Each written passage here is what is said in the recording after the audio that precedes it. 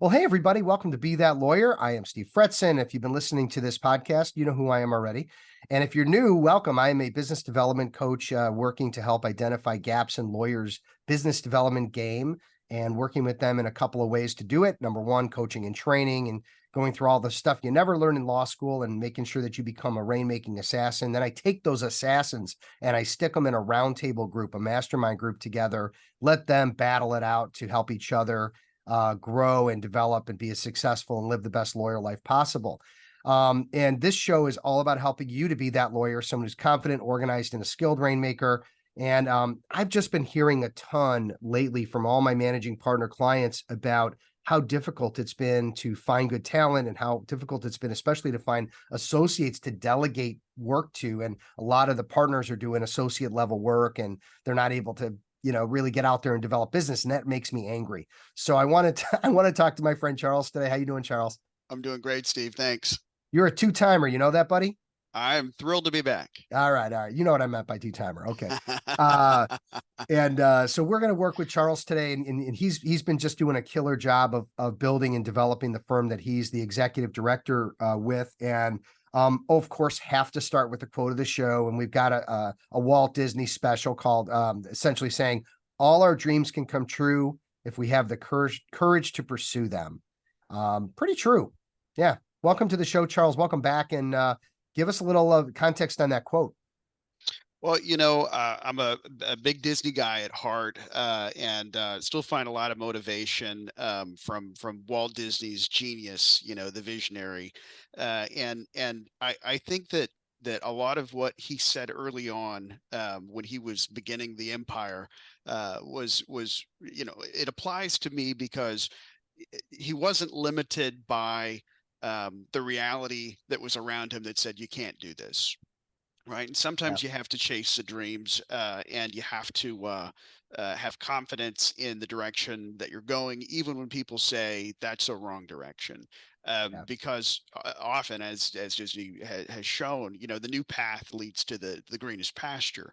So I really love thinking about him as a young scrappy animator, kind of working in a tiny office and trying to figure out how to make enough money to pay rent Yeah. to Yeah. pursuing that dream. So Yeah. I think everybody has a different path that they can follow that can take them in the same direction. Yeah. Did you ever hear of the podcast We Regret to Inform You? No. You might want to check that out. They do a whole deal on Disney. Basically, the show is about people that get rejected over and over and over again and keep pursuing their dream. And Disney was one of their best episodes because they really went back to him. I don't was he was like delivering like some things for his father, like he was like coal. He was like delivering coal or something crazy for his father. And Right. like he just everything he did was rejected. Every cartoon he did was rejected. And the story goes on from there. And it's Yep. obviously a happy ending. But that's a really cool podcast, everybody. If you want to check that out, we regret to inform you. I'll tell you one other thing, Charles. My best friend in the whole world, when I told him that I was going to start my own business doing business development coaching, he told me why he thought that was a terrible idea and why it wouldn't be successful. Yep. And I was like, man, I love you, but you're wrong. And not every time I see him, but we go back and we play through that. And he just shakes his head. And he goes, man, I'm so sorry. That was just terrible advice. I'm like, I know. It's okay, buddy. I got Meanwhile, to tell you, yeah, most of the successful people I know have been told, you don't know what you're doing. You're making a mistake. This is nuts. yeah. And they didn't listen, and good for them. Yeah, and I mean, again, I've also told people here's why I think it's a bad idea, we all give our opinions, and we Sure. try to protect the ones we love, and that's really where I think it came from Right. him. It wasn't. It was it was just he just thought working at a job in sales was the way to go. Meanwhile, he's been working in the different jobs, and I think he regrets not going into being an entrepreneur at a younger age because I think he'd actually do really well at that. I'm not going to say it is anyway. So let's go through and talk a little bit about your background because how you got into legal and all that is a bit of a trip, and then leading into your Be That Lawyer tipping point. Yeah. So, I began in legal in 1991 as a courthouse runner. I was a penniless college student. I got to Austin, Texas with like $20 in my pocket. And I took the job because it was a job, $5 an hour. But it turned out to be a great experience. Really enjoyed working with such a intelligent group of people, brilliant people that were doing great things, for their clients and their communities. And I thought, well, this will be fun until I go do my real job. And by the time I got out of college, I was paying my own freight, so kind of traditional 4-year journey that took 8. But by the time I got out of college, I was already an office manager, and then I thought, well, okay, I'll do this for a little while, and then I'll find a real job. And then I was promoted to an administrator of another firm, and I got my MBA, and I thought this is going to be the thing that will get me, into the corporate world and out of legal. And during the MBA program, our school connected with an international law firm, and I ended up working for them after I graduated. So every time I thought I could get out, I kind of got pulled back in, It's like a and mafia story. it is, and after 30 years, you're like, okay, well, I guess this is probably where I'm going to stay. But it's really been wonderful. It's such a big, diverse, varied industry. It's just, really great experience.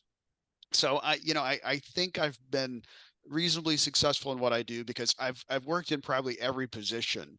I work my way up through records and through accounting and through the marketing department and into administration. So I get to see the business side of the law firm, which, as many of us know, is not the strong suit of every lawyer. Which is fine, right? We want them to focus on developing their practice, and becoming the best lawyer they can be. So we're going to worry, on the administrative side about accounting and IT and all the operational issues to allow them to focus on their job, their highest purpose. Yeah. And I know one of the things that you do and you do a lot over there is, recruiting and retention and really making sure that you're staffed up properly. Yeah.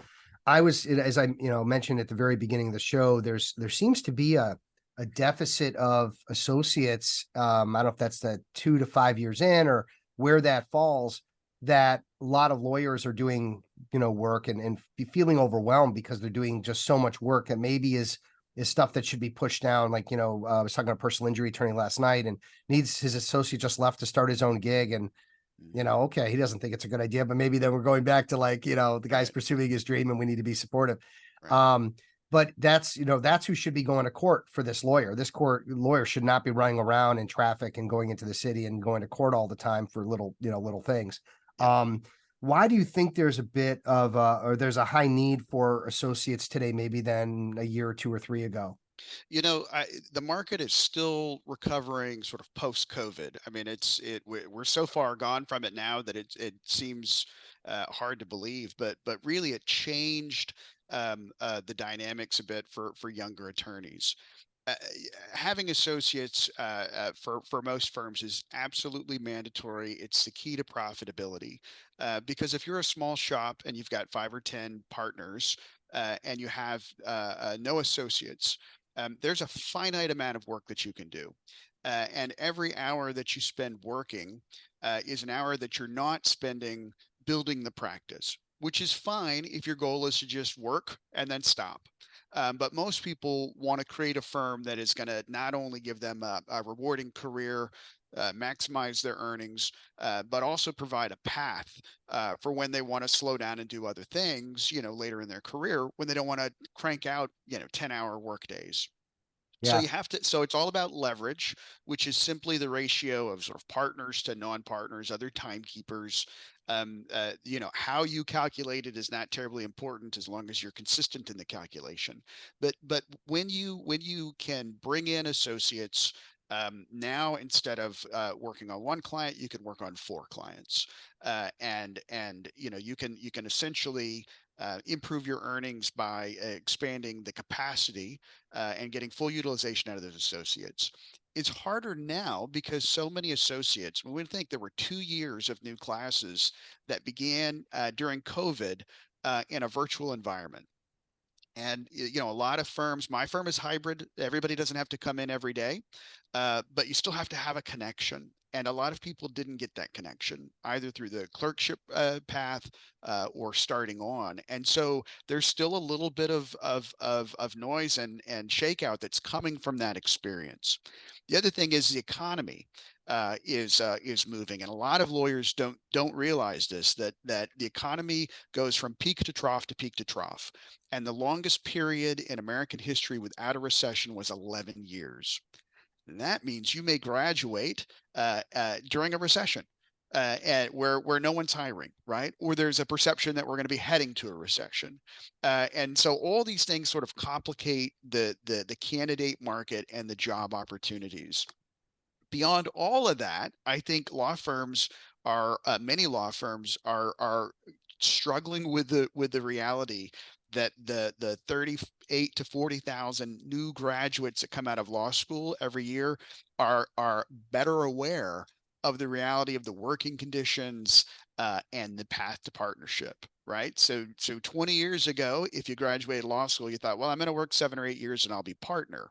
Well, now we have the data, and we can look at things like intake of class to partner promotion ratios and see, well, here's a big law firm that you have a 1 in 10 chance of making partner. So I think that's making the associates make more informed decisions about where they're going to invest their time.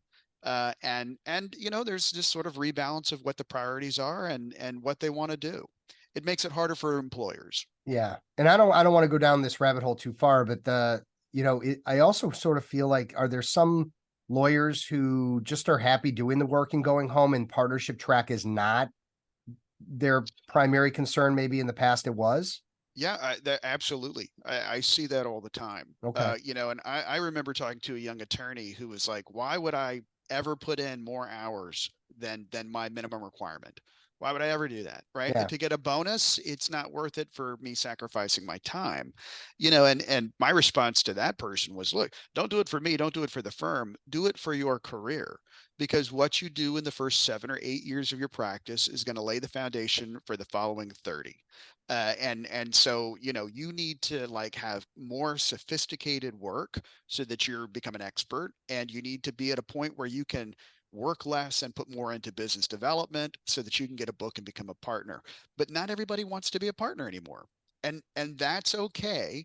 It's fine to be a staff attorney. It's fine to be a non-equity income partner. It's all great until it isn't, and when it isn't is when the economy turns. Yeah. So a lot of people haven't felt the big downturn, right? If you talk to an attorney who was looking for a job in 2009, they have a very, very different perspective of how things work and what kind of deal you should take than somebody who graduated in the last year or two.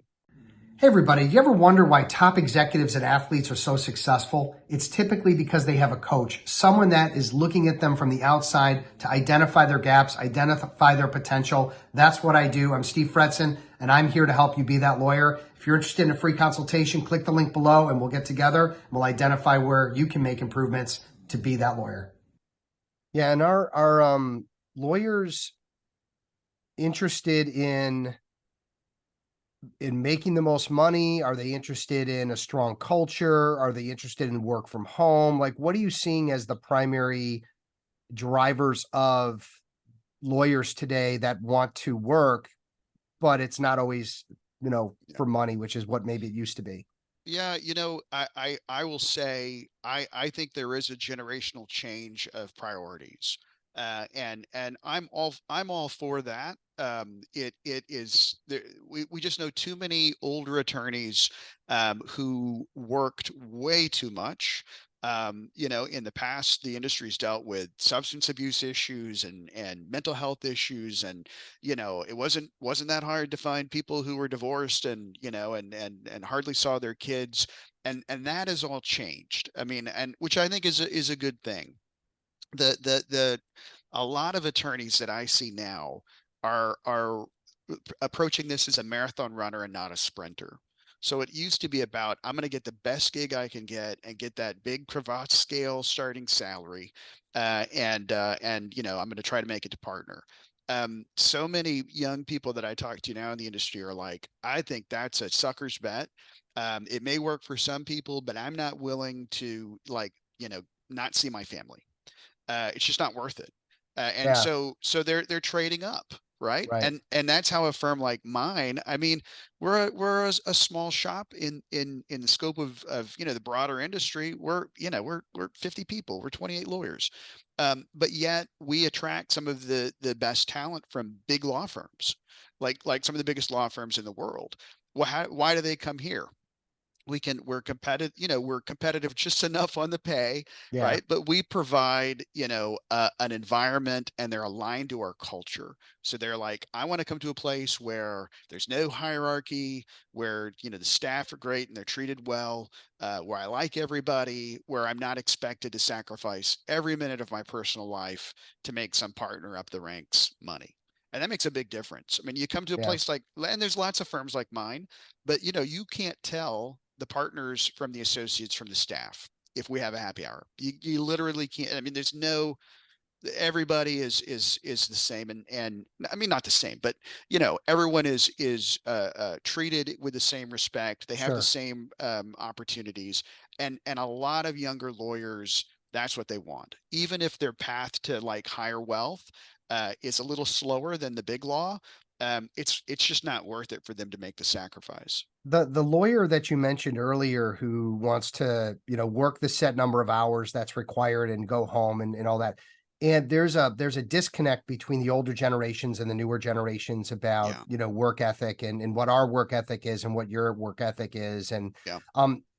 I think what I'm seeing too is, and this is maybe in more the large firm space in some respects, is lawyers wanting to hire not on what college, law school someone graduated from or that they spent a number of years at a big firm, really more about work ethic. Are they willing to work and go the extra mile because that's what's needed for this job, Yeah. right? Until they can build their book and then they can start delegating and the thing goes on and on. Is that a real thing? Is that a It factor? it is a real thing. And so when you look at, like, if you look at the 2022 graduating class, and organizations like now the National Association of Legal Placement, they track these things and have for years. So there's this perception that you got to go into big law. Well, slightly under a third of the graduates that went into private practice, by the way, not everybody does, right? But of the 60% of law graduates that go into private practice, less than 1 in 3 go to firms over 500 attorneys, right? 40% go to firms that are 50 or under, like mine, Mhm. right? So I mean, there's a lot of misinformation out there for people, but when you sort of understand how the industry works, it helps you approach it better. So for from the hiring perspective, and you're absolutely right. I mean, we've got multiple generations now in leadership. People retire later in this business than they used to, and those folks recognize that without the proper leverage and without the productivity that's supposed to come from it, you're not going to hit your numbers. And so, what's more valuable to me, a T14 graduate, like top law school graduate, or somebody who's a graduate from a school that is lesser ranked, but they're spot on? Well, let me tell you, I'll take this. I mean, I will take the hardworking. A top graduate from any law school is probably pretty sharp, for generally speaking, right? I mean, Mhm. some law schools are better than others, but if you're in the top of your class, you're motivated and you're smart, and you don't get to the top of the class by slacking. Right. The people who get it and recognize that I'm going to work hard and I've got a plan to advance are the ones that I want. So I've got some young attorneys here that did not graduate in the top 50 law schools, who I would not trade for a top 50 grad for anything. Because I can see already by like year two, this person's going to be a partner here. I have no doubt in my mind. I mean, everything that is aligned to our program, they're on board with. Yeah. If you're a rainmaker and you're feeling like you're on an island, you don't have anyone to share your ideas with, solve problems with, you're going to want to check out my Rainmaker Roundtables. Click the link below and learn more. And I am a big fan of recruiters. I think that they serve a purpose that is critical for matching up the right, talent with the right firm and all that.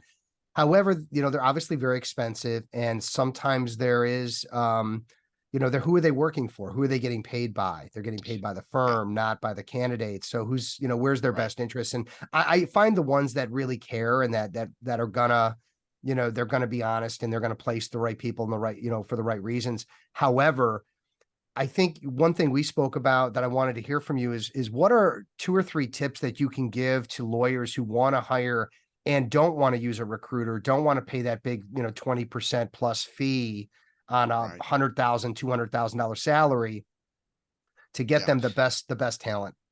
Yeah, so I'll tell you, that's very common, particularly for smaller firms. Market is 25%.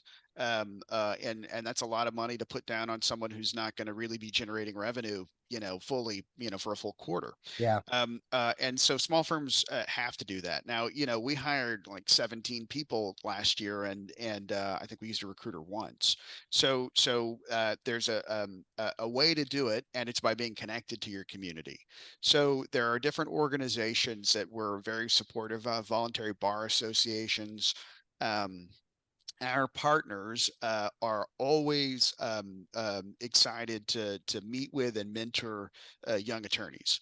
And so, like, one of our co-founders was the Dallas Association of Young Lawyers Mentor of the Year last year, right? So by being plugged into the community, by investing time into law students and young lawyers, and we've sort of generated this reputation to where people will come to us. And we don't have a formal clerkship program. We're not that big, but yet we've got a stream of really talented law students that try to engage, because they've recognized, hey, those are the kind of people I want to work with. But beyond that, I think it's really important to get all of your attorneys engaged in the process. yeah. So a lot of firms will pay like a sort of stipend, a bounty. Hey, if you can recommend someone and we hire them, we'll give you a $5,000 bonus. Well, it's really more than that. It's if I have really successful people who are aligned with our values, they're the best ambassadors in the legal community. And I guarantee you, I can walk down the hall if I were looking for an attorney in a certain practice area and ask our associates, hey, do you know somebody awesome who does this? And they're going to have 3 or 4 names. Wow. And so really, I think you have the for firms that want to try to avoid recruiter fees. And I agree, recruiters are important. And it's hard to tell the good ones from the bad ones sometimes, but they can be a game changer for both the employer and the candidate. But I think law firms don't exhaust all the opportunities that they have to work without a recruiter sometimes, because they feel like it's such a rush. And that's often because the recruiting timeline is so long that they're like, I've got to get somebody right now. And the Um, and the recruiter might not even be on your page, meaning that the recruiter has, let's say, 20 firms that they are trying to mhm, find people for representing. That means there's hundreds of other firms that aren't getting that candidate from that recruiter, that they're not even looking at you as an option yeah, or other firms as an option. yeah. It is just boggling to the mind the differences between some recruiters. I mean, there are some that are golden. That can it doesn't they're so well connected in the industry that they know people that they've known for years, right? It's not just a resume hitting their desk. And then there are some recruiters that are literally blacklisted by dozens, if not scores of law firms that are like, this person is toxic, and no one uses them, right? Like I've literally seen blacklists on emails that say, all right, this person can't even email us. Mm. So the results are, and that's scary from the candidate perspective, but also a real problem from the employer perspective if you don't do your homework and get the references. Yeah, I think it's so critical to get to know a recruiter, and I really do qualify the junk out of them and network with them and see what their capacity is to Yeah. not only to play ball and as far as like, helping me find business, I help them find business, but while we're doing that, I'm sort of testing them out to see what their methodology is and what their sort of integrity is and how that Right. all plays out. Um, so if small firms want to win the talent war, with against larger, better, more funded firms, leveraging their community, leveraging their internal people. I think that's all great. There's also a play of, websites and social media and demonstrating the culture, so that the candidates and the people that might find you Mhm. can really get a flavor for the firm and get a flavor for the community Right. within the firm. And I don't think that a lot of firms are using their website for the recruiting of people. It's more about, the business of law, which I think is a big mistake. Yeah, the websites, like, it's very rare that I'm going to get $1 million client because somebody stumbled upon my website, right? uh, Clients hire lawyers, not even necessarily law firms. They hire lawyers because they trust them, they've connected, and this person's going to bring value and solve their problems.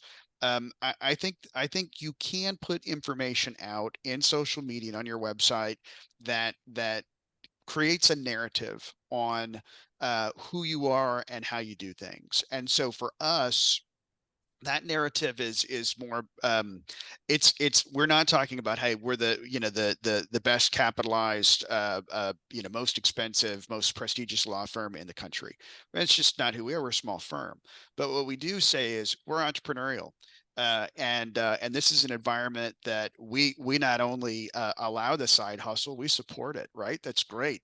Our founders were business owners, so people see that, and they go, wait a minute, here they are, not only allowing someone to do other things, but they're promoting it, right? They're proud of it. And so you can go up and down our hallway and see that we embrace entrepreneurialism, and it goes all the way down, to the ranks. We have staff. Our facilities guy has a taco truck. Mm. We're thrilled with that.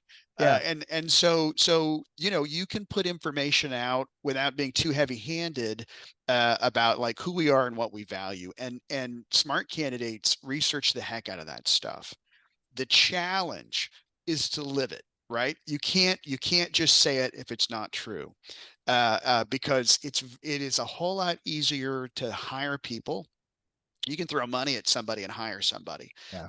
The challenge and the key to profitability in this business, really, one of the big levers is retention, and that's where results vary wildly in the industry.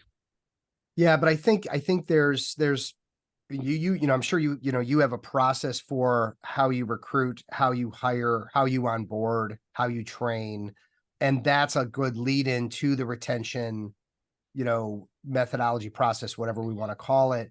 And Right. I think there's a lot of law firms that are winging it on how they hire. It's a gut Sure. thing, it's a resume thing, whatever. They try someone out, it works, it doesn't, and they're not really onboarding them properly. They don't have a plan for training and how they're going to make them a better lawyer and make them a big part of the culture and of the team. Yeah. So there's so many different elements, and we're not going to have time to get into all that.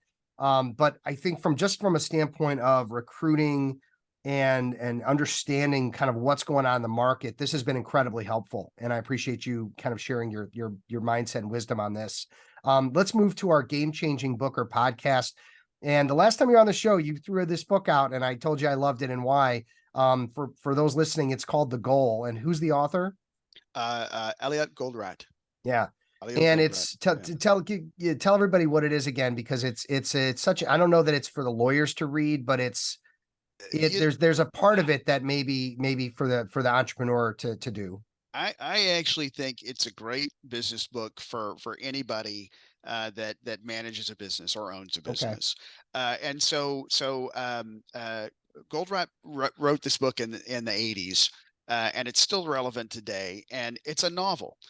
So it was literally one of the first business books that a professor handed me when I did my MBA. Here, read this. Yeah. And it's an easy read. I mean, you sit down on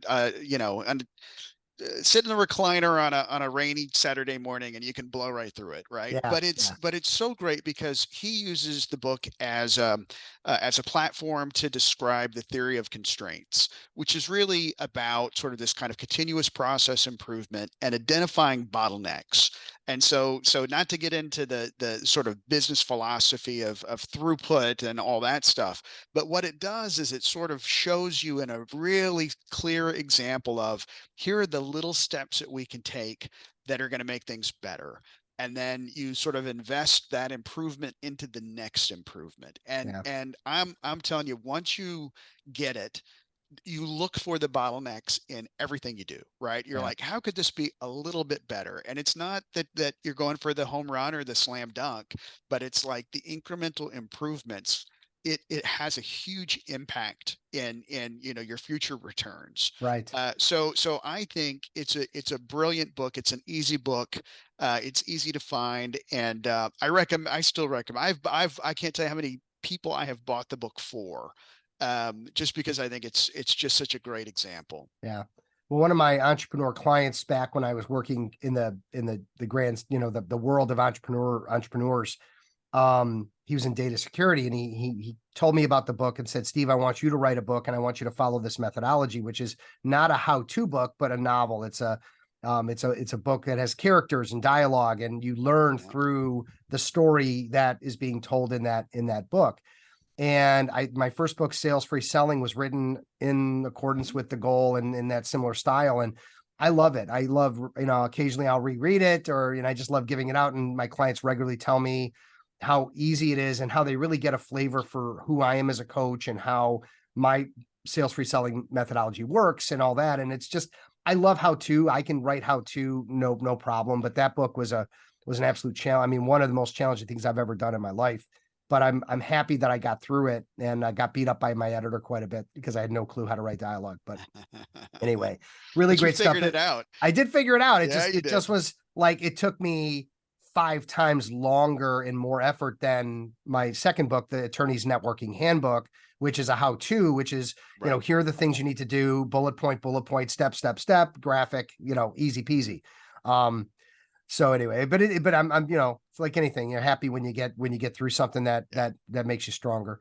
As we wrap up, Charles, I want to thank our wonderful sponsors, of course, Lawmatics, helping people to automate their follow-up systems there and just take your practice management software to the next level. We've got Get Visible on the digital side, and of course, Get Staffed Up, helping you get those full-time VAs and get all that marketing and admin stuff off your back and get back to work building business.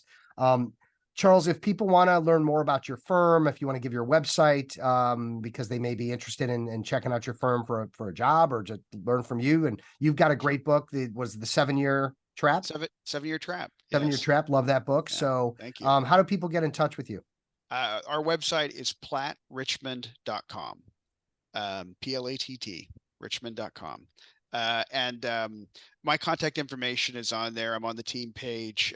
Always happy to chat with people. I probably talk to 2 or 3 law students a week, often talk to young attorneys, often talk to people who are, in their 60s and looking to transition. So always happy to make a little time to share the wisdom. I wouldn't be here where I am had someone not done that for me. So happy to pay it back. Yeah, and you always do, and that's one of the reasons I wanted you back, and one of the reasons we keep in touch, because I feel like you have so much giving in you and so much wonderful experiences that you share, and so it's just always a pleasure, man. I appreciate it. Well, thank you so much, Steve. Yeah, and thank you everybody for spending some time with Charles and I today. Again, take heed. There's a lot of things that go into recruiting and retaining talent, but it starts with setting yourself up to understand who you really want in your firm and how to get those folks, and then go from there. But it's so critical. So listen, everybody, be that lawyer, right? That's the key. That's the name. Confident, organized, skilled rainmaker. Take care. Be safe. Be well. We'll talk to you again very soon. Are you ever curious what's really holding you back in business development? Sometimes it's hard to see the label from the inside of the bottle. I'm Steve Fretson, and I can help you grow your book of business. Get a 30-minute free consultation with me. We'll identify gaps, identify your potential, and let's take it to the next level so you can be that lawyer. Click the link below for a free consultation.